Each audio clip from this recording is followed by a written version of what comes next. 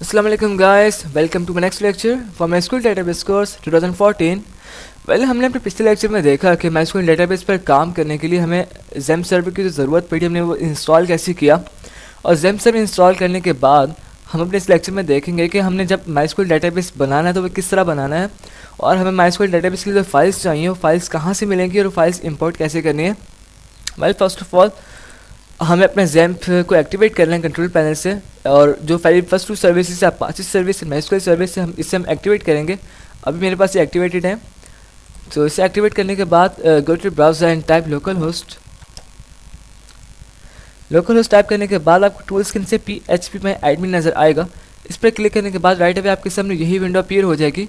यहाँ पर हम अपना फर्स्ट डेटाबेस क्रिएट करेंगे, और अगर मैं अपनी वेबसाइट जो कि ulbss.com के लिए डेटाबेस क्रिएट करना चाहता हूँ तो मैं एक इससे मिलता जुलता नाम रखूँगा, and that could be ulbss। Click to create option. यहाँ पर क्लिक करने के बाद डेटाबेस आपका क्रिएट हो चुका होगा। लेफ्ट साइड पर आपको आपका क्रिएट किया हुआ डेटाबेस नज़र आ जाएगा, जो कि यहाँ पर ulbss है। अभी ये बिल्कुल एम्प्टी, यहाँ पर कुछ भी नहीं है।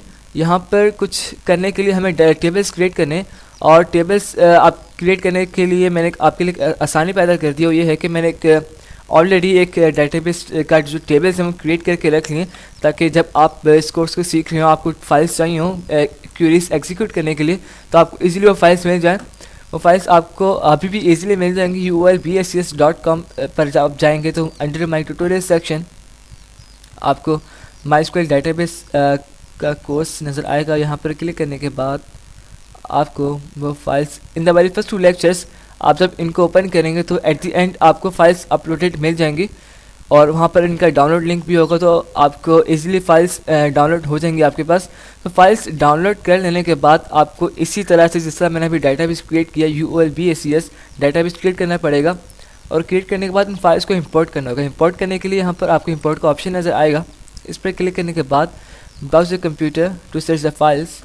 यहाँ पर 2 फाइल्स है, कस्टमर्स का टेबल, एक आइटम्स का टेबल। आपकी मर्जी कोई से भी इंपोर्ट कर लें।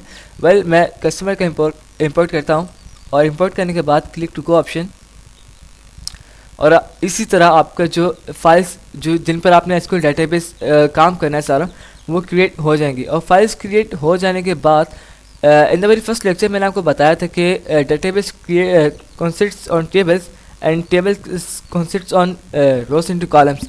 तो यहाँ पर नेम के नीचे जो कैटेगरी जो आपको एलिमेंट नज़र आ रहे हैं, they are representing the rows, name, age, professions are columns.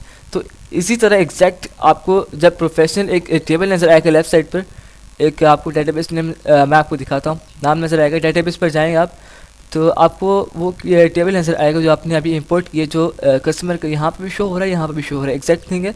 तो आप यहाँ पर इसको क्लिक करेंगे तो MySQL टेबल आपको कस्टमर का नज़र आ जाएगा। एग्जैक्ट वही जो मैंने आपको in the very first tutorial सिखाया था कि ये फील्ड्स होती हैं, कैटेगरीज होती हैं, लाइक कैटेगरीज होती हैं, name, age, profession are like categories and they're called columns, and जो इनके नीचे फील्ड्स होती हैं उन्हें हम रोज़ कहते हैं। बिल्कुल एग्जैक्ट वही चीज़ यहीं पर है। आपको इससे पहले एक आईडी नज़र आएगी, हर एलिमेंट की एक यूनिक आईडी है जो कि किसी और एलिमेंट के साथ मैच नहीं कर सकती। यहाँ पर ऐसे नहीं हो सकता कि Bucky Roberts, Noah Parker, Kelsey Burger, Cor Smith and Harry Potter की जो आईडीज़ हैं वो आपस में कोइंसाइड कर दें। हर कैटेगरी की अपनी रोज होती हैं, और हर रोज़ एक आईडी को रिप्रेजेंट करती है जो कि किसी और आईडी से मैच नहीं कर सकती, ना ही कोइंसाइड कर सकती है, ना ही मर्ज हो सकती है। तो MySQL डेटाबेस का यही फ़ायदा है कि ये अपने अंदर डाटा को ऑर्गेनाइज करता है इस ऑर्डर के अंदर, कि आपको जब कोई क्वेरी सर्च करनी होती है आपको इजीली मिल जाती है।